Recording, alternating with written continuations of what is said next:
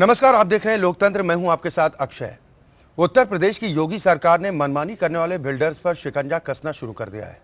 क्रेडाई के कार्यक्रम में पहुंचे मुख्यमंत्री ने कहा था कि रियल एस्टेट के कारोबार से जुड़े लोगों का योजनाओं को आधा अधूरा छोड़ देना सबसे बड़ा संकट है। साथ ही पैसे देने के बावजूद खरीदारों को घर नहीं मिल पा रहा, जिससे विश्वसनीयता का संकट भी पैदा हो गया है।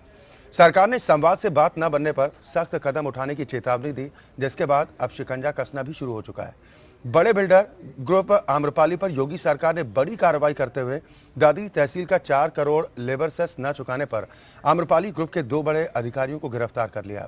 साथ ही आम्रपाली के हेड ऑफिस को सील भी किया गया। कहा जा रहा है कि कई नोटिस जारी करने के बावजूद पैसा न जमा करने पर एसडीएम दादरी ने सख्त एक्शन लिया। हालांकि प्रशासन की सख्ती के बाद आम्रपाली ग्रुप की ओर से ये रकम अब जमा कर दी गई है। और खबर ये भी है कि नोएडा के डिस्ट्रिक्ट लेबर डिपार्टमेंट ने 7 अन्य बिल्डर्स के खिलाफ भी आरसी जारी की। ऐसे में आने वाले दिनों में दूसरे बिल्डर्स की गिरफ्तारी भी लगभग तय मानी जा रही। लेकिन अभी भी कई ऐसे सवाल हैं जो अपना जवाब तलाश रहे हैं। मसलन बिल्डरों की ओर से छोटी छोटी कॉलोनियां बसा दी जाती हैं, जिनमें ना तो सड़कें होती हैं, ना नाली, ना सीवर और ना ही पानी। ऐसे खरीदारों की संख्या भी लाखों में है, जो पैसा चुकता करने के बाद भी घर के लिए भटकने को मजबूर हैं। सरकार की सख्ती के साथ अब कितनी उम्मीद है कि बायर्स के अच्छे दिन आएंगे? आज लोकतंत्र में हम इसी मुद्दे पर चर्चा करेंगे।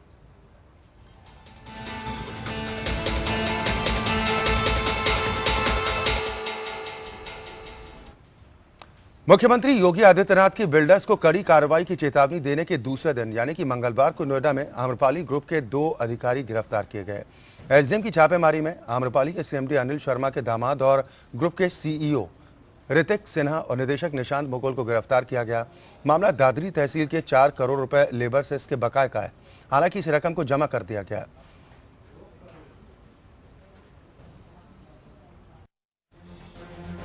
नोएडा ग्रेटर नोएडा क्षेत्र के बड़े बिल्डर ग्रुप आम्रपाली पर योगी सरकार ने बड़ी कार्रवाई की है। दादरी तहसील का 4 करोड़ रुपए का लेबर सेस नहीं चुकाने पर आम्रपाली ग्रुप के 2 बड़े अधिकारियों को गिरफ्तार किया गया है। गिरफ्तार अधिकारियों में आम्रपाली के सीएमडी अनिल शर्मा के दामाद और ग्रुप के सीईओ ऋतिक सिन्हा के अलावा निदेशक निशांत मुकुल भी शामिल हैं। एसडीएम दादरी की छापेमारी के बाद आम्रपाली के हेड ऑफिस को भी सील कर दिया गया है। आम्रपाली पर करीब 1 साल से 4 करोड़ रुपए के लेबर सेस की देनदारी थी। तमाम नोटिसों के बावजूद इसे चुकता नहीं किए जाने पर एसडीएम दादरी की तरफ से सख्त एक्शन लिया गया है। इसके बाद कोर्ट ने आम्रपाली ग्रुप के दोनों बड़े अधिकारियों सीईओ ऋतिक सिन्हा और निदेशक निशांत मुकुल को 14 दिनों की न्यायिक हिरासत में भेज दिया। इनको डिप्टी लेबर कमिश्नर कोर्ट से 1 साल पहले लगभग इनको आरसी जारी की गई थी। बार बार इनको बताया गया, हम लोगों ने ड्रम बीटिंग भी करवाई थी इनके ऑफिस में जाकर के कि आपको 48 घंटे का टाइम दिया था, बट वो 48 घंटे 2 दिन के टाइम से उसके बाद भी कम से कम 1 महीने बाद तक इन्होंने कुछ भी इनका रिस्पांस नहीं आया।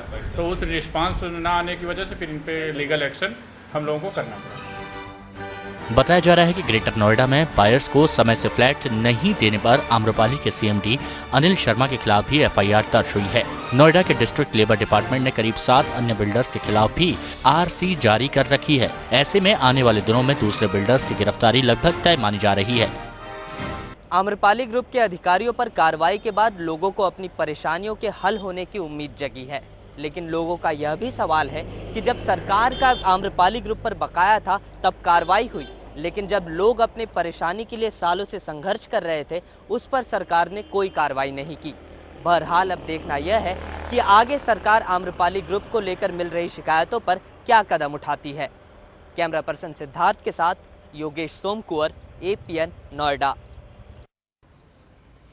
तो उत्तर प्रदेश की योगी सरकार ने अब मनमानी करने वाले बिल्डर्स पर शिकंजा कसना शुरू कर दिया और क्रेडाई के कार्यक्रम में पहुंचे मुख्यमंत्री ने इस बात को लेकर साफ संकेत दे दिए थे। दरअसल आम्रपाली ग्रुप के 2 बड़े अधिकारियों को बीते दिन गिरफ्तार किया गया था। गिरफ्तार अधिकारियों में आम्रपाली के सीएमडी अनिल शर्मा के दामाद और ग्रुप के सीईओ ऋतिक सिन्हा के अलावा निदेशक निशांत मुकुल भी शामिल रहे। ये दोनों दादरी तहसील की हवालात में बंद किए गए थे, लेकिन इन्हें वीआईपी ट्रीटमेंट भी दिया गया। कानून को ताक पर रखते हुए हवालात में ही बिल्डर्स के रिश्तेदारों की ओर से जमकर आवभगत की गई। दादरी सरकारी अस्पताल के आपातकालीन वार्ड में ड्यूटी पर तैनात डॉक्टर और फार्मासिस्ट बिल्डर के लोगों का चेकअप करने दादरी तहसील के हवालात पहुंचे थे, जहां पर इस बात का खुलासा हुआ कि कैसे वीआईपी ट्रीटमेंट दिया गया। हालांकि इस सख्ती के बाद आम्रपाली ग्रुप की ओर से जो बकाया राशि थी सेस की उसे जमा करा दिया गया है, जिसके बाद राहत जरूर कही जा सकती है। लेकिन तमाम सवाल उठते हैं कि ऐसे मामलों की संख्या लगातार बढ़ती जा रही है। लाखों की संख्या में बायर्स हैं जो अपने आवास को लेकर परेशान होने को मजबूर हैं, दर दर की ठोकरें खाने को मजबूर हो जाते हैं। जिसके बाद अब उत्तर प्रदेश की योगी सरकार की तरफ से ये साफ कर दिया गया कि इस तरह का संकट पैदा ना हो, इसको लेकर अब बिल्डर्स को खुद ही प्रयास करने चाहिए और जो भी नियम कायदे के मुताबिक है उसके हिसाब से ही अपनी जिम्मेदारी का निर्वहन करना चाहिए। हालांकि प्रशासन की सख्ती भी देखने को मिली। इस सख्ती के बाद अब इस बात को लेकर उम्मीद की जा रही है कि योगी सरकार इस दिशा में काफ़ी गंभीरता के साथ आगे बढ़ रही है और ये साफ संकेत भी दे दिए हैं कि अब बिल्डर्स की मनमानी नहीं चलेगी। खरीदारों को जो परेशानियां उठानी पड़ती थी, अब उन्हें इन परेशानियों से निजात दिलाने की शुरुआत योगी सरकार की तरफ से की जा रही है। हालांकि मुख्यमंत्री योगी आदित्यनाथ की बिल्डर्स को कड़ी कार्रवाई की चेतावनी देने के दूसरे दिन नोएडा में आम्रपाली ग्रुप के 2 अधिकारियों के खिलाफ कार्रवाई की गई, उन्हें गिरफ्तार किया गया था। लेकिन इस सख्ती के बाद आम्रपाली ग्रुप की तरफ से इस बकाया राशि को जमा कर दिया गया है।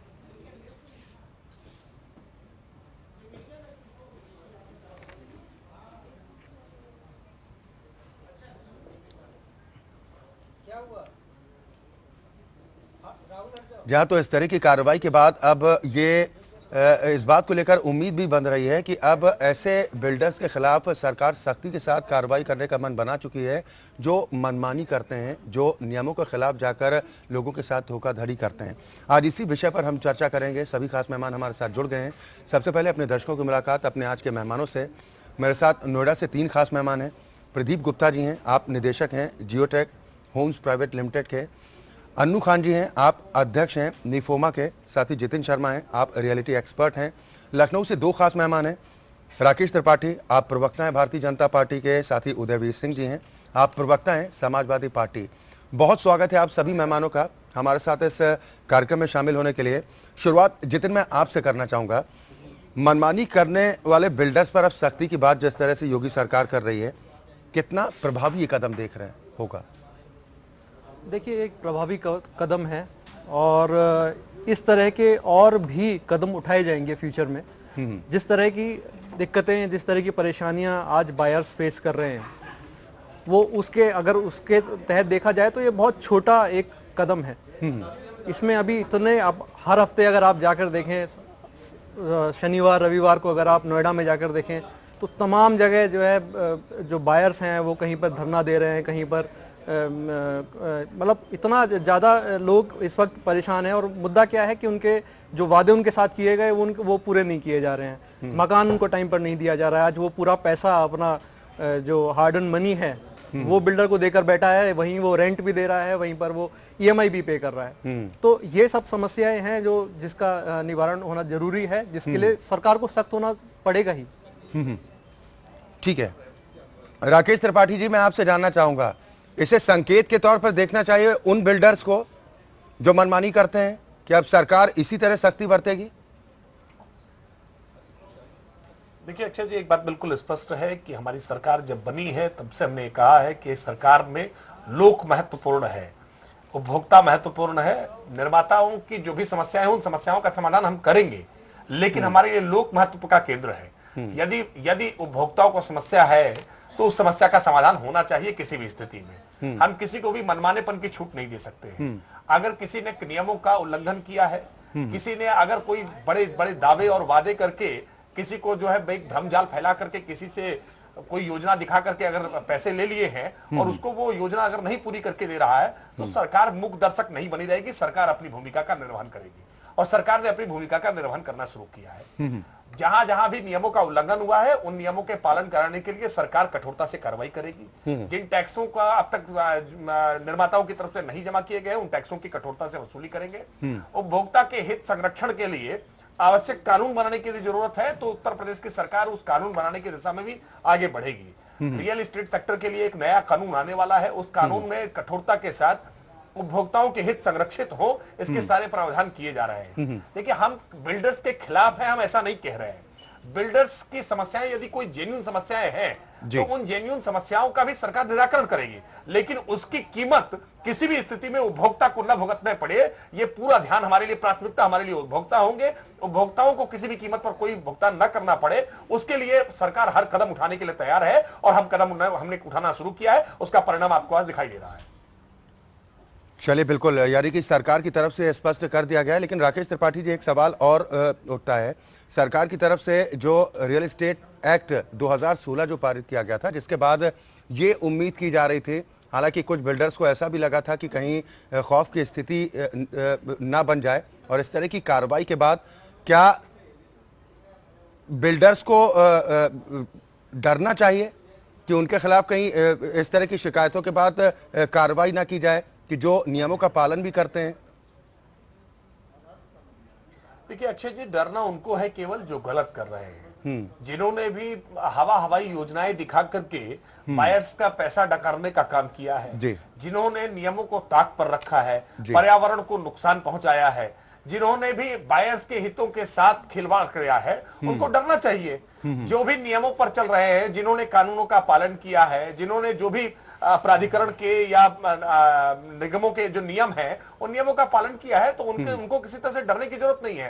कानून का उल्लंघन करने वाले लोग जरूर डरें, क्योंकि ये सरकार कानून का उल्लंघन करने वाले को किसी भी तरह का संरक्षण नहीं देने वाली है। उनके खिलाफ कठोरता से कार्रवाई करने में पीछे नहीं हटने वाले हैं। चलिए, बिल्कुल, एक और खास मेहमान हमारे साथ इस चर्चा में शामिल हो गई हैं, अर्चना पाठक दवे। आप अधिवक्ता हैं सुप्रीम कोर्ट की। अर्चना जी, बहुत स्वागत है आपका इस कार्यक्रम में शामिल होने के लिए। प्रदीप जी, मैं आपके पास आऊंगा, लेकिन उससे पहले आप इस सख्ती को किस नजरिए के साथ देख रहे हैं? ये सरकार का बड़ा अच्छा कदम है, और जैसा सरकार ने ये 2016 का एक्ट पारित किया है रेरा का, अभी 13 राज्यों में इसके लिए अधिसूचना जारी करी है, इसमें महाराष्ट्र ने शुरू कर दिया है काम। तो इससे बिल्डर जो गलत है उनको अपने आप ही अब अपने रास्ते में आ जाना चाहिए कि वो कोई ऐसा काम नहीं कर पाएंगे जिससे कि बाहर के साथ में कोई ऐसा कदम उठाना पड़े सरकार को, कि उनका हित का ध्यान रखते हुए जैसा सरकार ने अभी कदम उठाया आम्रपाली ग्रुप के साथ में, तो इससे बिल्डरों में एक चेतना जागेगी। जो अच्छे बिल्डर हैं उनको डरने वाली बात नहीं है, उनके लिए अच्छा है, उनका तो और ज्यादा उनको प्रोत्साहन मिलेगा। हालांकि मैं कहना चाहूंगा इस संदर्भ में कि सरकार को ऐसे जो अच्छे बिल्डर काम कर रहे हैं, जो टाइम पे कब्जा दे रहे हैं, जो टाइम पे बाहर का हित का ध्यान दे रहे हैं, उनको प्रोत्साहित करना चाहिए, उन्हें रिवार्ड देना चाहिए कहीं ना कहीं, ताकि बिल्डरों में और ज्यादा ये आए कि चेतना जागे उनके अंदर अपने आप ही। आपको लगता है कि मनोबल बढ़े, इसको लेकर सरकार को प्रयास भी करने चाहिए जो बेहतर तरीके से काम कर रहे हैं? अनु खान जी, ये माना जाए कि बायर्स को अब सही मायनों में उनका अधिकार मिल पाएगा? बिल्कुल अक्षय जी, इसमें कोई दो राय नहीं है कि जैसा कि देखा गया है, और जिस अधिकारी ने ये कार्रवाई करी है वो काबिले तारीफ है और बधाई के पात्र हैं वो, क्योंकि ये जो जितने भी बिल्डर हैं अब तक तीसरी सरकार है, और इनको आदत पड़ गई थी कि इन्होंने सोचा कि यार ये क्या करेगा, ये तो लेबर का केस है, ये कुछ नहीं कर पाएगा हमारा, और इस तरीके से उन्होंने ढीलमुल रवैया अपनाया। उन्होंने जबकि मुनादी भी करवाई उनके ऑफिस में कि आप लेबर सेस का पैसा जमा करिए, लेकिन उन्होंने तब भी नहीं करा। इनका आदत पड़ी हुई है कि ये क्या करेंगे, एसएसपी डीआईजी सब आते हैं जाते हैं, कुछ नहीं कर पाएंगे। तो वो अधिकारी काबिले तारीफ है, और सरकार का बिल्कुल अच्छा रवैया रहा है, जिसकी वजह से ये लग रहा है कि अब आगे भी सुनिश्चित हो पाएगा कि कार्रवाइयां होंगी, और जितने भी ये करप्ट बिल्डर हैं, करप्शन में डूबे हुए बिल्डर हैं, बाहर को परेशान करते हैं, बाहर को बंदूक दिखाते हैं, उन पर कार्रवाइयां होंगी। तो ये अब बायर बहुत संतुष्ट है कल की कार्रवाई से, और वो खुशी मना रहा है कि अब कहीं ना कहीं उसका घर का सपना पूरा होता दिख रहा है। चलिए, बिल्कुल, उदयवीर सिंह जी, पैनल में ज्यादातर लोगों का यही मानना है कि सरकार की तरफ से ये स्टेप बिल्कुल सही है, ऐसा पहले हो जाना चाहिए था। अब आपको लग रहा है कि सरकार का ये कदम बिल्कुल ठीक है? अब अक्षय जी, मैं थोड़ा आपसे समय चाहूंगा। जी, क्योंकि हम लोग इस विषय को बायर्स के इंटरेस्ट से जोड़ रहे हैं। मुझे लगता है अर्चना जी सहमत होंगी कि लेबर सेस का भुगतान सुनिश्चित करना का बायर के इंटरेस्ट से कोई लेना देना नहीं है।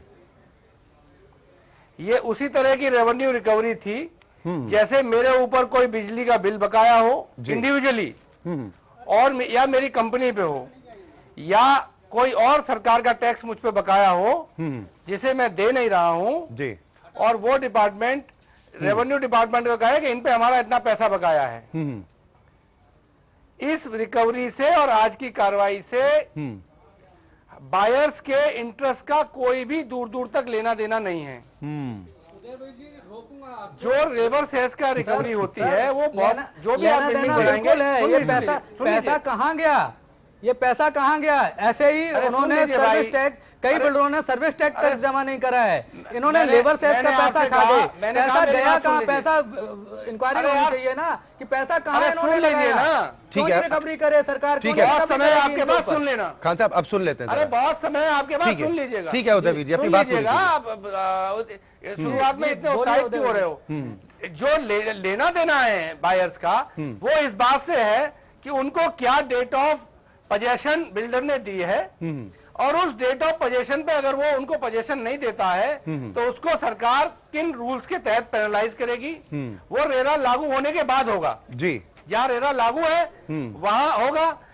ये नए रूल्स बनाने की जरूरत है, क्योंकि जब हम बिल्डर से प्रॉपर्टी लेते हैं जी, तो हम गवर्नमेंट को तो इन्वॉल्व करते नहीं। जो इस देश में कानून बने हुए हैं उन कानूनों के तहत ही कार्रवाई की जा सकती है जी। मैं बीजेपी सरकार को भी नहीं दोष देना चाहता, मैं किसी को इसमें दोष देने का कोई मतलब ही नहीं है। जो कानून है उन कानूनों में दो लोग कॉन्ट्रैक्ट में आते हैं, एक बिल्डर और एक बायर जी। अगर ब्रीच ऑफ कॉन्ट्रैक्ट होता है तो उसके लिए लॉज है, कोर्ट जाना पड़ जाता है। सरकार को ऐसा कानून लाना है। रेरा 13 स्टेट्स में लागू हो चुका है, यूपी में भी लागू होना चाहिए था। हमारी सरकार में भी समय बात चली थी, लेकिन वो नोटिफिकेशन जारी नहीं हो पाया। 13 ही राज्यों में हो पाया है, और बीजेपी की सरकार भी इस पे विचार कर रही है। केंद्रीय कानून है, वो यहाँ भी लागू होगा जब आगे पीछे होगा। इसको दिल पे लेने की बात नहीं है। आज की कार्रवाई is a revenue recovery. Sir दिल पर कौन ले रहा है ये तो ठीक है, लेकिन कम से कम बायर्स के जहन में एक चीज तो गई कि कम से कम अब सरकार की तरफ से जो कदम उठाए जा रहे हैं उसके आने वाले वक्त में कुछ बेहतर परिणाम देखने को मिल सकते हैं। अर्चना जी मैं आपके पास आऊंगा। रियल एस्टेट बिल 2016 की अगर बात करें, नहीं मान्यवर, ठीक है सर मैं आऊंगा। उदयवीर जी मैं आपके पास आऊंगा सर, एक मिनट इंतजार कीजिए। आपकी सवाल में जवाब दे दूं मैं। अर्चना जी, मकान खरीदारों के लिए हितों की सुरक्षा कैसे करता है रियल एस्टेट बिल 2016? जैसे मियाद भी दी गई थी कि जुलाई 2017 तक आपको लागू करना है, राज्यों की जिम्मेदारी है। देखिए अक्षय जी, मैं आपको बताऊंगी कि हम इसे एज लॉयर्स हम इसे बहुत पॉजिटिव देख रहे हैं रेरा को। उसका कारण ये है कि अभी तक हम कंज्यूमर कोर्ट्स में बायर्स के लिए लड़ते रहे हैं, और उसमें ये देखा जाता है कि जो होल प्रोसेस है वो बहुत लंबी है, और वहाँ पे कई साल लग जाते हैं बायर्स को अपना क्लेम सिद्ध करने में। पहले वो डिस्ट्रिक्ट में जाते हैं, depending upon what ever there claim is, कितना अमाउंट है उसके अकॉर्डिंगली डिस्ट्रिक्ट में जाते हैं, उसके बाद स्टेट कमीशन होता है, फिर नेशनल कमीशन है, उसके बाद फाइनल सुप्रीम कोर्ट है। तो 4 फोरम से होकर आपको फाइनली गुजरना पड़ता है, तब जाके आप फाइनली आपके हाथ में कुछ आता है। तो मैं इसे बहुत पॉजिटिव उससे देख रही हूँ, क्योंकि एक बार ये रेरा लागू हो गया तो इसमें एक बहुत इंपॉर्टेंट चीज जो है वो जो मुझे बहुत पॉजिटिव लगी वो ये है कि 50% अमाउंट जो आपने कलेक्ट किया है बायर से, उसको आपको एक अलग डेवलपमेंट फंड में रखना है, जो कि आप कंस्ट्रक्शन के टाइम पे यूज करेंगे। इसका मतलब ये है कि पहले आपने बायर्स जो पैसा देते थे उसका अल्टीमेटली जो बिल्डर है वो कैसे यूज कर रहा है, किस लेवल तक यूज कर रहा है, कितनी प्रोग्रेस हो रही है, उसके बारे में उसका कोई से नहीं था।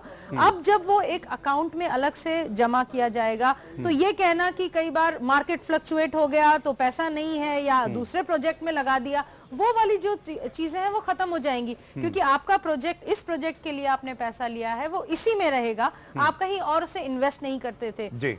मैंने ये भी देखा कि बहुत से बिल्डर्स जो रातों रात एकदम, जैसे हम कहते हैं ना कि एक रात के अंदर ऊपर कुछ पहुंच गए, उसका एक ये रीजन भी था क्योंकि उन्होंने एक प्रोजेक्ट के सपने दिखाकर वहां से बायर से पैसा इकट्ठा किया और उसके बाद वो उसे मल्टीप्लाई करते रहे दूसरे, तीसरे, चौथे प्रोजेक्ट में। पहले की कोई डिलीवरी का कुछ पता ही नहीं था।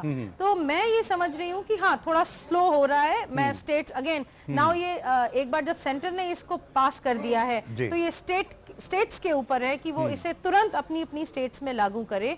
मध्य प्रदेश में ये लागू हो चुका है, और भी स्टेट्स हैं, महाराष्ट्र जैसे इन्होंने बताया। तो जब ये लागू होगा एक टाइम लिमिट इसमें दी हुई है, एक पर्टिकुलर टाइम लिमिट के अंदर इसके फैसले तय करने होंगे। मुझे मुझे लगता है it is a very positive step and we should see how it comes. ठीक है राकेश त्रिपाठी जी, उदयवीर सिंह जी जो कह रहे हैं कि अगर सरकार इतना गंभीर है खरीदारों को लेकर तो नियम कायदे को लागू क्यों नहीं करती? जब बिल पास हो गया तो आप राज्य में लागू कर दीजिए। देखिए अक्षय जी, बहुत जल्दी ही उत्तर प्रदेश में भी उपभोक्ताओं के हितों के लिए, बायर्स के हितों के लिए इस प्रकार का कानून लागू होगा। हम इसके लिए पहले ही एश्योर कर चुके हैं। लेकिन जहां तक बात रही आज भू राजस्व की वसूली के लिए, देखिए ये बड़े बड़े बिल्डर्स के खिलाफ इस प्रकार के तमाम सारे मसले ऐसा चलता है, सिस्टम में चलते रहे हैं तमाम। आज इस कार्रवाई से ये स्पष्ट हुआ है कि कोई बहुत बड़ा है, बहुत रसूखदार है, तो वो कानून की जद में नहीं है। ये स्थापित हो गया कि वो भी कानून की जद में है, उसको भी नियमों का पालन करना होगा। अगर इस प्रकार की कार्रवाइयां होंगी तो अपने आप ही नियमों का पालन करने का दबाव बिल्डर्स पर बनेगा। आज की इस कार्रवाई का असर आपको आप तमाम बिल्डर्स पर दिखाई पड़ेगा कि वो नियमों का पालन करें। जो उन्होंने वादे अपने बायर्स के साथ किए हैं वो वादों का भी पालन करें। आने वाले समय में जो कठोर कानून आ रहे हैं उन कठोर कानूनों के तहत पालन सुनिश्चित कराया जाए, ये भी सरकार की प्राथमिकता होगी। देखिए कानून ही केवल बना देना मुझे लगता है समस्या का हल नहीं है। महत्वपूर्ण यह है कि जो मौजूद कानून है उस कानून को ठीक ढंग से इंप्लीमेंट कराया जाए। आज जो जिस तरह से लेबर सेस की रिकवरी लंबे समय से ऐसे पड़ी रहती है लेकिन उसकी रिकवरी नहीं होती है। तमाम आप बिजली के बिलों से लेकर के और तमाम अलग अलग विभागों के बिल रसूखदार लोगों के ऊपर पड़े रहते हैं और रसूखदार उसका भुगतान करने के लिए तैयार नहीं होते हैं। लेकिन सरकार ने आज प्राथमिकता के तहत कठोरता के साथ जिस तरह से इसकी वसूली कराने का काम किया है, जिस तरह से उनके ऊपर कठोरता दिखाई है, इसका एक पॉजिटिव असर दिखाई पड़ेगा आपको और अन्य बिल्डर्स पर भी, और इसका सीधा फायदा बायर्स को सीधे रूप में मिलेगा। ठीक है प्रदीप जी, एक चीज मैं आपसे समझना चाहूंगा। ये कहा जा रहा है कि कुछ राज्यों ने नियमों में कुछ बदलाव कर दिया है, जो पॉइंट्स दिए गए सरकार की तरफ से कि अब इसके इन नियमों का पालन करना होगा बिल्डर्स को, उसमें कुछ राज्यों की तरफ से बदलाव, ये बदलाव ठीक है या एज इट इज उसी तरह से अगर फॉलो किया जाए तो ज्यादा बेहतर होगा? देखिए अक्षय जी, जो कानून बनता है ना, कानून के अंतर्गत जब वो लागू होता है तो उसमें कुछ डिफिकल्टी आती है। हर राज्य की अलग अलग हिसाब किताब है। जैसे महाराष्ट्र का है जी, वहां पर गवर्नमेंट का जो लैंड का तरीका है, बिल्डर का, प्राइवेट का, वो अलग है। एनसीआर में अलग है वो, तो हर जगह एक सा कानून नहीं चल सकता। पर कानून अच्छा बना है और कड़ा कानून है इसके अंतर्गत। इसमें अभी तो जो बिल्डर पे लायबिलिटी है, जैसे इन्होंने अभी कल स्टेप लिया है, केवल इसका लेबर सेस का लिया है जी। बिल्डर पे लायबिलिटी बहुत प्रकार की होती है। अथॉरिटी की लायबिलिटी बहुत बड़ी बात है, जो बिल्डर पे है, आम बात है वो जी। कड़े कानून बनने के बाद और कड़ी सख्ती के साथ अगर सरकार इसको हमें इस्तेमाल करती है बिल्डर के खिलाफ में, तो बिल्डर के अंदर एक डर पैदा होगा और जो बायर हैं वो अपने आप को सुरक्षित महसूस करेंगे जी। जो 2010 से 2008 से जो योजना चालू कर रखी बिल्डरों ने, अभी तो एक छोटी सी कार्रवाई है ये, कैसे काफी प्रोजेक्ट ऐसे हैं जो 2010 से बाहर बैठा हुआ है, इंतजार कर रहा है मकान का, नहीं मकान मिल पा रहा उसको। तो काफी समय से हमें आवश्यकता थी कि ऐसा कानून आए देश के अंदर, और इस कानून के अंतर्गत जिस तरीके से पहले 2 साल के अंदर था कि 2 साल के अंदर ही अगर जो बिल्डर ने बनाई है, बिल्डिंग बनाई है, कि 2 साल में उसका वो करना पड़ता था कि 2 साल में अगर वो सही बनी है गलत बनी है। अब इसके अंदर 5 साल का पीरियड दे दिया गया है। दूसरे, अब बिल्डर को हैवी पेनल्टी देनी पड़ेगी इसके अंदर कि 10% उसको जो फ्लैट की कीमत है वो देनी पड़ जाएगी अगर वो मकान ढंग से नहीं बनाता है, क्वालिटी ढंग से नहीं होती है। तो बायर के लिए एक 5 साल तक का पीरियड मिल गया जी। दूसरे, इसमें जो बिल्डर के लिए करा गया कि 70% पैसा उसको प्रोजेक्ट में लगाना पड़ेगा, एक हैवी अमाउंट हो गया। पहले 30% तो उसको लैंड में लेना पड़ता है, 70% कंस्ट्रक्शन में जो मानते हैं कि 70% पैसा उसे उसी प्रोजेक्ट में लगाना है। जब वो सारा पैसा उस प्रोजेक्ट में लगेगा जी, वो पैसा कहीं और जाएगा नहीं, तो प्रोजेक्ट में दिक्कत आएगी आने वाले टाइम में। पर कानून बड़ा है, कानून में बहुत सारी चीजें हैं और काफी इसका हर सरकार अपने हिसाब से इसको अध्ययन कर रही है और उस हिसाब से इसका स्पष्टीकरण आता जा रहा है। जितिन शर्मा जी, सरकार का ये कहना कितना आपको उचित लगता है कि ये जो कानून है इसके बाद कहीं ना कहीं खरीदार जो होगा वो बादशाह के तौर पर होगा, जो शायद अभी नहीं है, परेशान होता है। हमने तमाम ऐसी नज़ीरें देखी हैं, नोएडा, ग्रेटर नोएडा में देखा है कि जहाँ पर चक्का जाम तक किया गया कि हमने पैसे तो पूरे दे दिए लेकिन आवास आज तक उपलब्ध नहीं है। देखिए, इस लॉ के आने के बाद, इस एक्ट के लागू होने के बाद सिर्फ बायर्स ही नहीं, मैं पूरी इंडस्ट्री की अगर मैं बात कहूँ, आज ये इंडस्ट्री जो है कहीं ना कहीं रिसेशन की तरफ जा रही है। कारण यही है कि कहीं ना कहीं से भी ये रेगुलेटेड नहीं है। इतनी कैपिटल इंटेंसिव इंडस्ट्री और बिल्कुल अनरेगुलेटेड चल रही है, जिसकी वजह से इतने मतलब जो मिसमैनेजमेंट हो रहा है हर जगह, जो प्रोजेक्ट पूरे ना हो पाने का कारण ये है कि कैपिटल तो आ रही है लेकिन वो जा कहाँ रही है, वो दूसरे प्रोजेक्ट पे जा रही है। कोई रेगुलेशन नहीं है, तो कहीं ना कहीं इस इंडस्ट्री की रेपुटेशन इससे बढ़ेगी जी। जो रियल एस्टेट इंडस्ट्री की रेपुटेशन जो अभी बहुत डाउन हो चुकी है वो रेपुटेशन बढ़ेगी जी। और ये फायदेमंद बायर्स के लिए तो होगा ही कि उनका एक विश्वास जगेगा और जो उनका पैसा है वो कहीं ना कहीं व्यर्थ नहीं जाएगा, उनको जो वादे किए वो पूरा होगा। साथ ही साथ मैं ये भी मानता हूं कि जो बिल्डर्स हैं, बिल्डर्स के लिए भी ये उपयोगी होगा, बहुत लाभदायक होगा, क्योंकि अभी बहुत सारे ऐसे बायर्स हैं जो कि डरे हुए बैठे हैं, जो अपना पैसा बाहर मार्केट में लगाना नहीं चाहते हैं। उन लोगों का विश्वास जगेगा। मैं एक निवेशक हूं और अगर मुझे पता है कि मेरा जो पैसा मैं बिल्डर को दे रहा हूं उसका 70% वो प्रोजेक्ट में लगाएगा जी, तो मैं कहीं ना कहीं मेरे को आश्वासन रहेगा कि हाँ प्रोजेक्ट पूरा होगा और ज्यादा से ज्यादा लोग, ज्यादा से ज्यादा निवेशक अब बाजार में आएंगे और पूरी इंडस्ट्री के लिए ये एक अच्छा स्टेप है। अनु खान जी, एक दिक्कत ये भी आती है कि वो बार जिनको मकान अगर कहीं मिल भी गए हैं लेकिन नियम कायदों को बिल्कुल ताक पर रख दिया गया, ना तो सड़कें हैं, ना पानी की व्यवस्था है, ना तो सीवरेज की व्यवस्था है, वो क्या करें उनके लिए? एक बात राकेश जी ने बड़ी अच्छी कही थी कि कानून तो बन जाता है लेकिन उस पर इम्प्लीमेंट नहीं होता है। और ये बात मैं सपा के प्रवक्ता को भी बता देना चाहता हूँ, शायद उनको शायद ना पता हो कि यूपी अपार्टमेंट एक्ट 2010 बना हुआ है, रेरा की तरह ही है। अगर उसके ऊपर ये सरकार सही से इम्प्लीमेंट कर देती तो उसके नियम कानून के अनुसार भी बिल्डर कुछ कर नहीं सकते हैं। लेकिन फिर भी अगर ये लाया गया, रेरा लाया है, तो रेरा भी बहुत अच्छे तरीके से लाया है। और हमने अभी योगी जी से मीटिंग थी तो वहां भी कहा था कि जैसे इन्होंने डाइल्यूट कर दिया था अखिलेश सरकार ने इसको, उसमें कुछ बदलाव चेंजिंग कर दिए थे जी बिल्डर के फेवर में। तो हमारे योगी जी से मीटिंग हुई थी, उसमें हमने कहा था उनसे कि जो केंद्र सरकार ने बनाया है तो वही रेरा यहाँ पर हमें चाहिए, उसमें किसी तरह का एडिट नहीं चाहिए। तो योगी जी ने पूरा आश्वासन दिया था कि जैसा केंद्र सरकार का रेरा बिल है वही यूपी सरकार लागू करेगी, इससे निश्चिंत रहें, किसी भी तरह से बिल्डर को फायदा नहीं होगा उसमें। तो ये बहुत बड़ी बात है कि सरकार ने इतना बड़ा आश्वासन दिया है जिसकी वजह से आज बायर को कोई भी परेशानी का, आगे समस्या का सामना नहीं करना पड़ेगा। ठीक है, उदयवीर सिंह जी रिस्पॉन्ड कीजिए। अन्नू खान जी कह रहे हैं अच्छी बात है, उन्हें वादा मिला है। मैं आपको ये बताना चाहता हूं कि रेरा समाजवादी पार्टी की सरकार जाते जाते पास हुआ है। हमारे टाइम तो रेरा उत्तर प्रदेश में विचार भी नहीं हुआ था लागू होने का, उसको रिलैक्सेशन का तो कोई मतलब ही नहीं था। तो वो अन्नू खान की कहां से खबर है ये जाने। नहीं तो सर वो तो सीधा कह रहे हैं ना कि अगर जो पुराने नियम थे उन नियमों का अगर पालन ठीक ढंग से किया होता तो इतनी शायद परेशानी नई बायर्स की बड़ी होती जितनी आज है। अक्षय जी अगली बात उसी पे आ रहा हूं मैं, आप थोड़ा सुन लीजिए, बात खत्म हो जाने दीजिए। मैं अगली बात कह रहा हूँ, यूपी जिस एक्ट की वो बात कर रहे हैं उस एक्ट में बताएं कौन सा प्रावधान है जिससे बिल्डर को जल्दी आप वो दिला सकते हैं, मुझे प्रावधान बता दें। सारे प्रावधान है उसमें, बिल्डर बता दें प्रावधान। बिल्डर को पहले डीओडी सबमिट करना पड़ता है। कौन सा प्रावधान? सर सारा प्रोजेक्ट बनाने से पहले सारे फॉर्म उसमें जमा करने पड़ते हैं। आज आरटीआई से हमारे पास सारी आरटीआई हैं जिसमें किसी भी बिल्डर ने कोई फॉर्म सबमिट नहीं किया है। वहां पे अथॉरिटी में पूरी बकायदा उसमें बताना पड़ता है कि यहाँ ये पार्क होगा, यहाँ पर क्लब होगा, यहाँ पर इतना होगा, सब कुछ उसमें बताना पड़ता है यूपी अपार्टमेंट एक्ट के तहत। लेकिन किसी भी बिल्डर ने वहाँ फॉर्म सबमिट नहीं किया होता है। आपकी जो समस्या है, सुनिए अन्नू खान जी, सुनिए जी, आपकी जो समस्या है कि बिल्डर टाइम पर पोजीशन नहीं देते, डेवलपमेंट का काम पूरा करके नहीं देते, इसके लिए सरकार के पास कौन सा कानून है जिससे कार्रवाई हो सकती है? पैनल पे एक अधिवक्ता बैठी है, अगर कोई कानून हो तो मुझे बतवा दीजिए, वो इसकी एक्सपर्ट है। वकील साहब ठीक है, ठीक है, अर्चना दवे जी और टीवी पे बोल रहे हैं तो इसका क्या कहेंगे हम?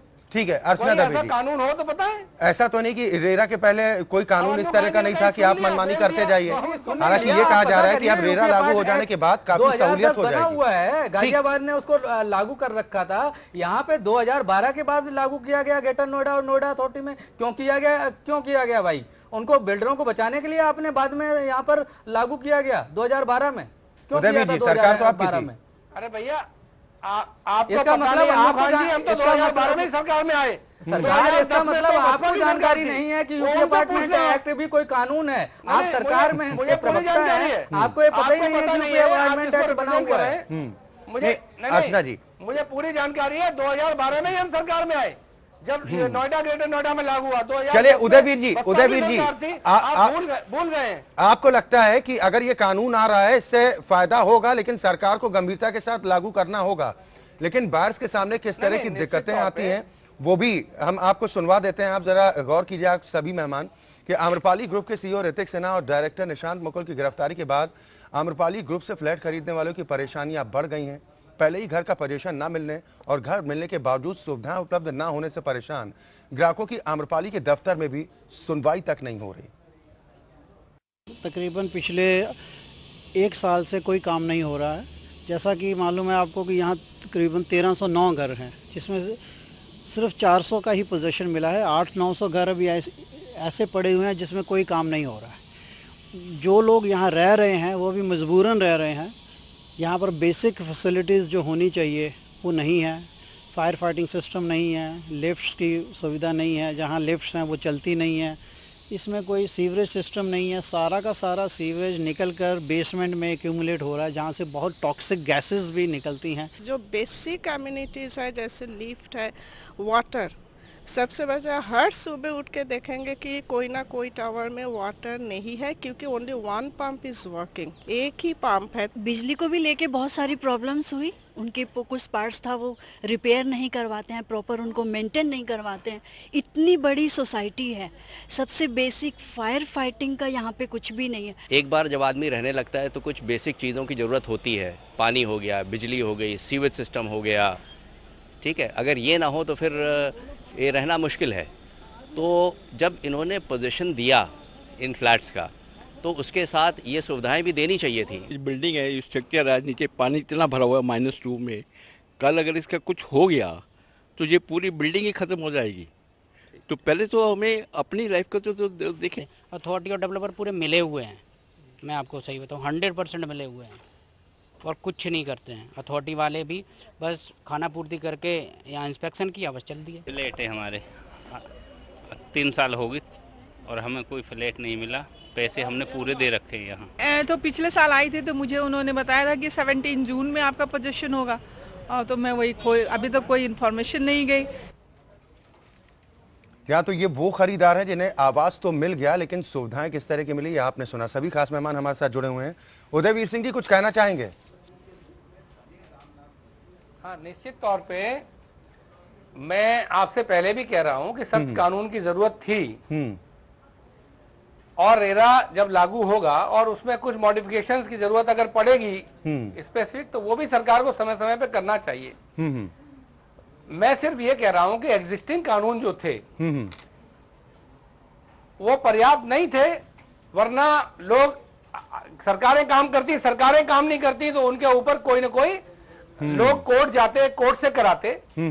तो बहुत सारी चीजें हैं जो कानून के बाहर थे। और वहां से ऑर्डर लेकर आना, ये आम आदमी की दिक्कतें हैं जो हमने सुनी है, और मैं इनसे इत्तेफाक रखती हूँ, क्योंकि हम उन कंज्यूमर्स के साथ, उन बायर्स के साथ रात दिन बिताते हैं।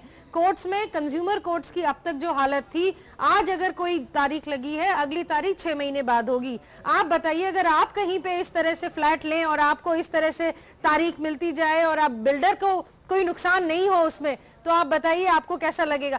हम लोग रात दिन ऐसे कंज्यूमर्स के साथ हैं। और ये जो इन्होंने सोसाइटीज की बात रही, तो नॉट जस्ट एन एडवोकेट, मैं आपको एक वकील की हैसियत से नहीं कहूंगी, हम लोग भी नोएडा में ही रहते हैं, और यहाँ पे नॉट जस्ट वन बिल्डर, आज एक सामने आए हैं और भी बिल्डर्स हैं जो ओपनली सारे लॉज को फ्लाउट करते हैं, और उनके ऊपर कोई कहने वाला नहीं है। ये बात सही है, अथॉरिटी के लोग इनके साथ मिले हुए होते हैं, क्योंकि मैंने खुद कई कंप्लेंट्स कराई हैं।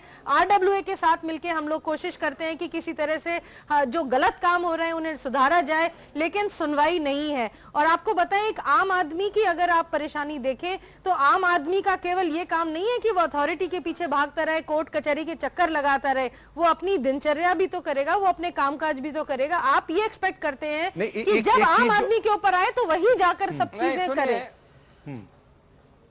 नहीं, आम आदमी नहीं करे। मैं जो आपसे कह रहा था, आपने बीच में मुझे रोक दिया, पूरी बात खत्म नहीं होने दी। सर संक्षेप में थोड़ा बात पूरा कीजिए। एडमिनिस्ट्रेटिव लॉस जी, हाँ, एडमिनिस्ट्रेटिव लॉस जब इतने टाइट हो कि कंप्लीशन आपने दिया, पूरा नहीं दिया, तो उसके लिए प्रॉपर लॉस जब तक नहीं होंगे बैक करने के लिए एडमिनिस्ट्रेटिव ऑफिसर को, तब तक वो नहीं कर पाएगा। इसलिए जो कानून आ रहा है उसको आना चाहिए, सख्ती से लागू होना चाहिए। मैं भी यही कह रहा हूं कि अगर चलिए कम से कम आप दौड़ेगा, इस बात की उम्मीद तो कर रहे हैं कि कानून अगर आए तो पूरी सख्ती से लागू हो, ताकि खरीदारों को परेशान ना होना पड़े। लेकिन जो अभी अन्नू खान जी ने, अर्चना जी जो अभी सवाल उठाया कि क्या जो यूपी अपार्टमेंट था वो इतना सक्षम नहीं था कि मनमानी पर थोड़ी नकेल कर सकती थी, जैसा उदयवीर जी कह रहे हैं कि हमारे पास ताकत नहीं थी सरकार के पास। अर्चना जी, नहीं देखिए क्या है, आपको मैं बताऊं, ये अपार्टमेंट्स एक्ट था लेकिन लागू नहीं हो रहा था। उसका कारण क्या है? जिम्मेदारी बिल्डर एक जिम्मेदारी सरकार की है, क्योंकि आप इसको इस तरह से देखिए कि अभी आप आम्रपाली की बात कर रहे हैं, इतना बड़ा बिल्डर है, इतनी बड़ी सोसाइटी है, एक कॉमन मैन, हम खुद यहाँ पे रोजमर्रा में ये चीज देखते हैं, एक जना कोई आगे पहुंचता है उसके ऊपर इतनी, मतलब they come with bouncers inside the society, वो बाउंसर्स लेकर आते हैं, एक आम आदमी बेचारा डर के मारे वापस पीछे चला जाता है, क्योंकि जो इतनी भीड़ शुरू में थी वो डर के मारे कोई आगे आने को तैयार ही नहीं रहता। इट इज नॉट जस्ट कि आप एक सिविल कोर्ट में जाएंगे, कंज्यूमर कोर्ट में जाएंगे, आपके ऊपर क्रिमिनल लायबिलिटी भी हो सकती है। तो बहुत मुश्किल है एक नॉर्मल आम आदमी, बाल बच्चेदार इंसान के लिए ये सोचना कि मैं इतने बड़े बिल्डर के अगेंस्ट एक लड़ाई जारी रख पाऊंगा, शुरू कर पाऊंगा और उसके बाद जारी रख पाऊंगा। आपको मैं एक चीज और बताऊं, अभी हम केवल बिल्डर बायर की एक पर्सनल रिलेशनशिप की बात कर रहे हैं, ये लोग बहुत से ऐसे नियम भी हैं जो कि सुप्रीम कोर्ट ने निर्णय दे रखे हैं और फिर भी उनको फ्लाउट करते हैं। एक छोटा सा उदाहरण मैं आपको दूंगी, एक ये है कि आप किसी भी रेजिडेंशियल सोसाइटी के अंदर कमर्शियल कुछ एक्टिविटी नहीं कर सकते हैं, लेकिन बहुत सी सोसाइटी है नोएडा में कि वो कमर्शियल को रेजिडेंट के अंदर उन्होंने चला रखा है, और ये जो शॉप्स हैं ये लीज पे खुद बिल्डर देता है। तो आप उसके खिलाफ कार्रवाई करते रहिए, क्योंकि आप अथॉरिटी के पास जाइए, वो कहते हैं आप बताइए कौन सा आपके पास नक्शा है, आप उस पूरे चक्कर में घूमते चले जाएंगे, आपको पता नहीं पड़ेगा कि ये किसने परमिशन दी। मुझे लगता है एक पर्सनल लायबिलिटी गवर्नमेंट को फिक्स करनी चाहिए ऐसे ऑफिसर्स के ऊपर जो इस तरह की गलत परमिशंस भी देते हैं। राकेश त्रिपाठी जी, अर्चना जी जो उम्मीद कर रही हैं कि सरकार को ये कदम अब उठाने चाहिए, इस दिशा में कदम देखने को मिलेंगे, क्योंकि जो जानकारी भी मिल रही है कि नोएडा डिस्ट्रिक्ट लेबर डिपार्टमेंट ने करीब 7 अन्य बिल्डर्स के खिलाफ भी आरसी जारी की है, और ये भी कहा जा रहा है कि शायद गिरफ्तारी भी तय है कुछ बिल्डर्स की। तो ये कंटिन्यू प्रोसेस में चलेगा, कहीं एंटी रोमियो स्क्वाड वाला हाल तो नहीं होगा? अक्षय जी, एंटी रोमियो स्क्वाड भी कंटिन्यू चल रहा है, और मैं एक बात स्पष्ट कर दूं, घर बनाना किसी भी व्यक्ति का सपना होता है। उस सपने का तिल तिल कर टूट जाना वो केवल ईंट गारे की कोई इमारत नहीं है, अपनी छोटी छोटी बचत से अपना घर हो, ये सबका सपना होता है। जब बिल्डर्स के इस तरह हवा हवाई सपनों जब इस तरह से टूटते हैं, जब उनके पास कोई फोरम नहीं होता है ये बात कहने का, तब सरकार के द्वारा अगर इस प्रकार की कार्रवाई होती है, उनकी गिरफ्तारी, वो चाहे सेस की वसूली के लिए ही हो, अगर गिरफ्तारी होती है तो उन बायर्स को सुकून मिलता है कि हाँ किसी ने कम से कम इन रसूखदारों पर नकेल डालने का काम किया है। और ये रसूखदार जो अपनी प्रतिष्ठा के लिए बहुत चिंतित होते हैं, इस प्रकार की कार्रवाई से ये आगे इनके लिए एक चुनौती भी होती है कि ये नियमों को कैसे जो है पालन करें, नियमों को कैसे देखें। देखिए ये बिल्कुल सही है कि तमाम बिल्डर्स ने जिस तरह के फ्रॉड किए हैं, जिस तरह बड़े बड़े सपने दिखा करके बायर्स के पैसे इकट्ठे किए और कई कंपनियां भाग तक गई हैं, ऐसी स्थिति में कठोर कानून की जरूरत है। कठोरता से हम कानून को न केवल पारित करेंगे उत्तर प्रदेश में, बल्कि कठोरता से उसको लागू भी करेंगे, क्योंकि हमने पहले ही कहा हमारी जो प्राथमिकता है वो लोक है, वो जनता है। जनता के हितों के लिए किसी भी तरह की हमको कठोरता करनी होगी, हम पीछे नहीं हटेंगे। और यह कठोरता आपको गन्ना मिल मालिकों के संदर्भ में दिखाई भी पड़ी होगी कि हमने जिस तरह से आज गन्ना किसानों का भुगतान बड़ी संख्या में करा करके मिल मालिकों पर बड़ी संख्या में हमने दबाव बनाया, आज हमने अधिकांश पेमेंट करा लिया जो वर्षों से लंबित थी। हमने गन्ना किसानों का जिस तरह से लाभ दिया है, उसी तरह से ठीक है, फिर हम अपने मुद्दे पर ही आ जाते हैं। ठीक है, सरकार को अगर प्रचंड बहुमत मिला था आपकी पार्टी को, तो अब जिम्मेदारी भी आपकी बनती है कि जो वादे किए थे वो वादों को पूरा भी करना होगा। प्रदीप गुप्ता जी, अक्षय जी ऐसा है, तकरीबन नोएडा की अगर बात की जाए तो 1.5 लाख की संख्या ऐसी बताई जाती है कि बायर्स की जो पैसा दे चुके हैं, आज तक पोजीशन नहीं मिला उन्हें। अक्षय जिस रेरा की बात कर रहे हैं उसके बाद से अब संभव हो पाएगा? अक्षय जी ऐसा है, सबसे बड़ी समस्या जो आज हम देख रहे हैं ना जिस मुद्दे की हम बहस कर रहे हैं, ऐसी बहस पहले भी हो चुकी है, कई बार हो चुकी है और हर जगह हो रही है जी। ये जड़ जो है, जो मुझे लगता है, जो हमारे 2009 से पहले ऐसी इस टाइप की बिल्डर की शिकायत नहीं थी।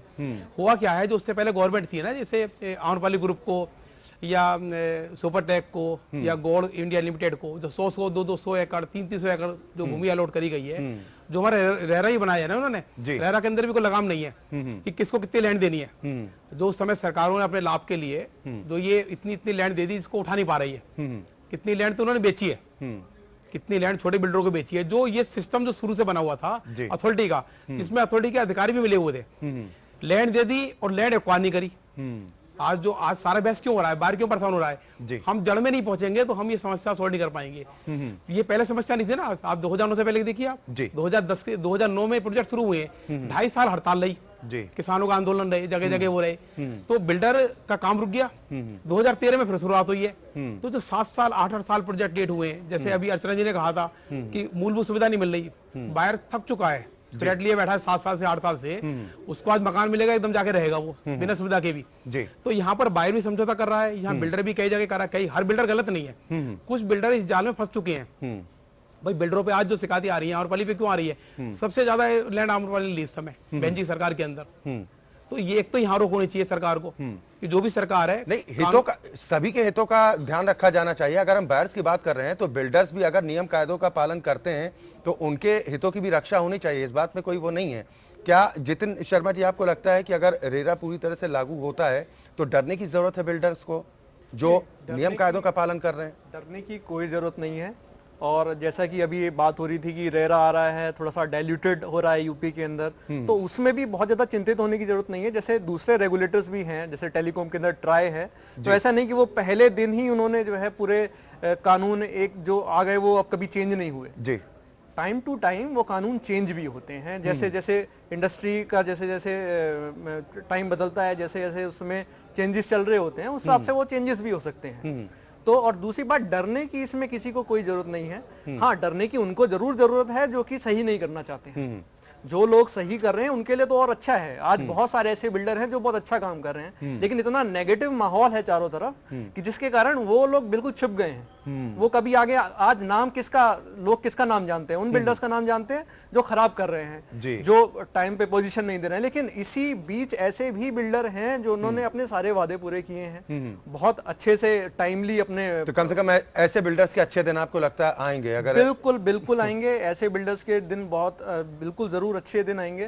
हाँ, और जो अभी तक मनमानी चल रही थी, कुछ जो बिल्डर्स थे जो मिसमैनेजमेंट जिसको कहूं, क्योंकि कोई रेगुलेशन नहीं था, कोई रोक नहीं थी, जो संबंधित जो भी अथॉरिटीज हैं, आपको नहीं लगता कि जैसा अभी चर्चा में ये निकल कर सामने आया कि अधिकारी भी मनमानी पर आमादा हो जाते हैं, सर जेब गर्म होने का सवाल होता है। बिल्कुल। तो क्या इन पर थोड़ा शिकंजा कसना चाहिए, कुछ मॉनिटरिंग किस तरह की व्यवस्था हो कि कहीं पर गड़बड़ ना हो? प्रवीण जी ने बहुत अच्छी बात कही थी कि ऐसा नहीं है कि बिल्डर मनमानी कर रहा है और अथॉरिटी चुप है, तो इसका कोई ना कोई कारण है। हम जाते हैं अथॉरिटी के बाद वो सुनते ही नहीं है, तो इसका मतलब साफ जाहिर होता है कि अथॉरिटी के अधिकारी उनसे मिले हुए हैं। अभी आपने एक देखा होगा उदाहरण कि जो सीएपी है नोएडा का, मेन अधिकारी होता है, सारी जांच उसके अंदर होती है, वही नक्शे पास करता है, सारे प्रोजेक्ट का देखरेख वो करता है, वही और सीओ के बीच में तनातनी चल रही है। तो इसका मतलब वो आपस में एक दूसरे, वो अच्छे अधिकारी को देखना नहीं चाहते हैं।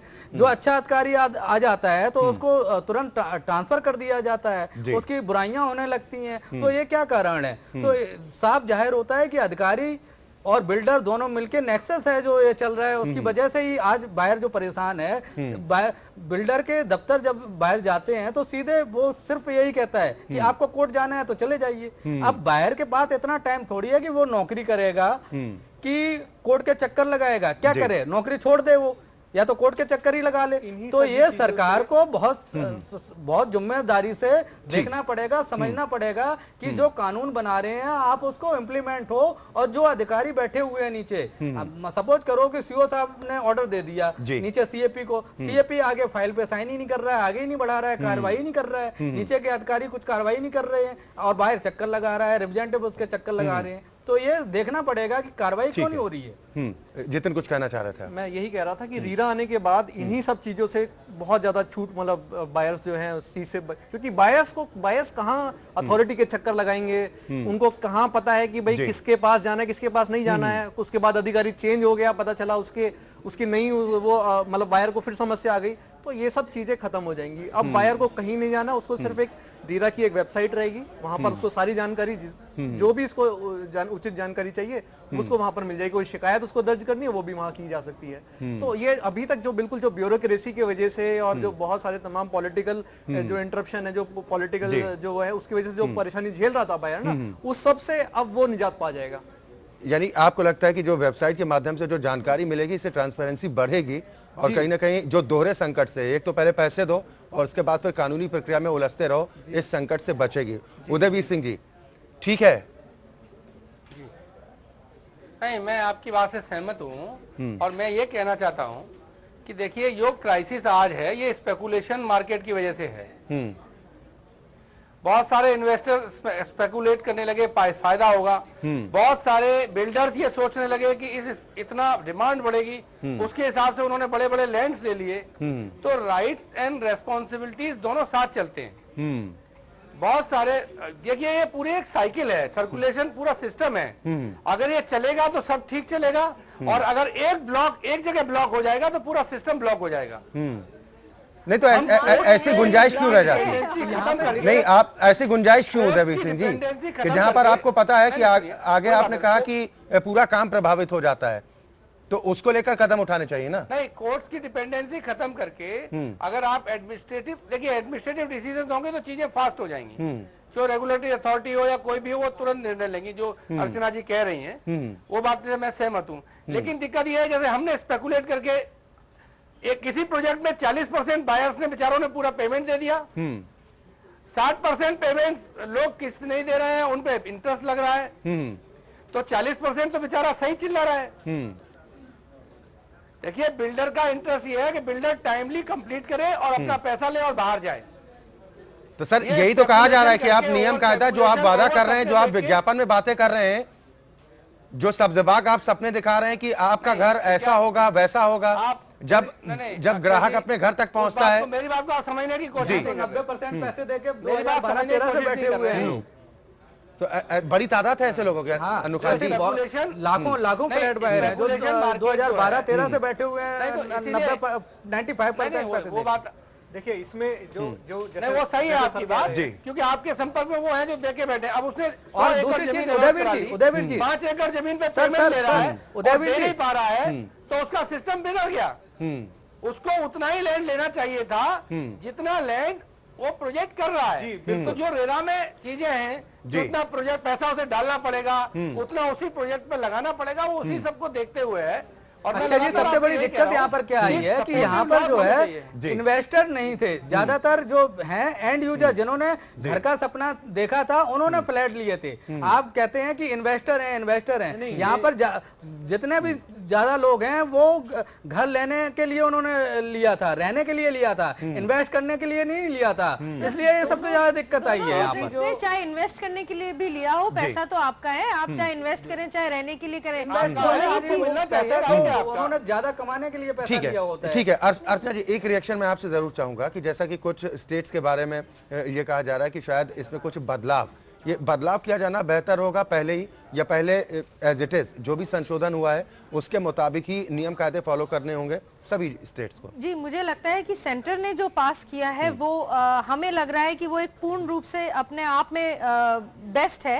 और किसी स्टेट्स में जैसा उन्होंने बताया, महाराष्ट्र में हो सकता है किसी तरह की कोई दिक्कतें हो, पर वो ऐसा नहीं होना चाहिए कि वो पूरे रेरा को एक तरह से टूथलेस टाइगर बना दे। इतना हद तक संशोधन नहीं होना चाहिए। जो स्पिरिट है उस एक्ट की, नियम कायदे के हिसाब से ही उसमें आप संशोधन कीजिए। और दूसरी चीज एक पॉजिटिव इसमें ये भी है कि रेरा, आप ये देखिए कि एक डेडिकेटेड अब एक एक्ट है जो कि केवल कंज्यूमर्स, पहले जो हम कंज्यूमर कोर्ट्स में जाते थे वो आप एक वन ऑफ द कंज्यूमर्स होते थे, अब आपके लिए एक पूरी एक्ट है, पूरी अथॉरिटी है जो केवल इसी चीज के अंदर स्पेशलाइज्ड है कि वो यही देखेगी कि बिल्डर और बायर्स के बीच के अंदर जो समझौता है, जो कॉन्ट्रैक्ट है, वो क्या प्रॉपरली आगे चल पा रहा है या नहीं चल पा रहा है। ठीक है, राकेश त्रिपाठी जी, एक फाइनल कमेंट, क्या कहना चाहेंगे आप बिल्डर्स को यूपी सरकार की तरफ से कि अभी भी मौका है, नियम कायदा फॉलो कर लीजिए और जो आपकी जिम्मेदारी उसको पूरा कर दीजिए। कानून का पालन करें, जो भी उन्होंने सपने दिखाए उन सपनों को पूरा करें, हवाई वादे दिखा करके और जनता का पैसा ढका जाने वाले लोग सावधान रहें। सरकार पूरी सख्ती से निपटेगी, किसी भी तरह का कोई जनता के हितों के साथ खिलवाड़ करने की छूट नहीं मिलेगी, सरकार उसमें कोई भी कोताही नहीं बरतेगी। चलिए, बिल्कुल, बहुत शुक्रिया आप सभी मेहमानों का हमारे साथ इस कार्यक्रम में शामिल होने के लिए। तो अब सरकार की तरफ से कहा जा रहा है कि ऐसे बिल्डर्स के खिलाफ कार्रवाई की जाएगी जो मनमानी करने पर आमादा हैं और एक एक्शन के साथ इसकी शुरुआत भी होती दिख रही है। भले ही सेस से जुड़ा ये पूरा मसला था, लेकिन सख्ती थी, जिसके बाद अब वो सेस की रकम भी जमा कर दी गई है और ये कहा जा रहा है कि कई ऐसे बिल्डर्स की लिस्ट भी तैयार है जिन पर आरोप मनमानी के लग रहे हैं, धोखाधड़ी के आरोप लग रहे हैं। सरकार ऐसे लोगों के खिलाफ भी अब एक्शन की तैयारी कर रही है। लोकतंत्र में आज के लिए बस इतना ही।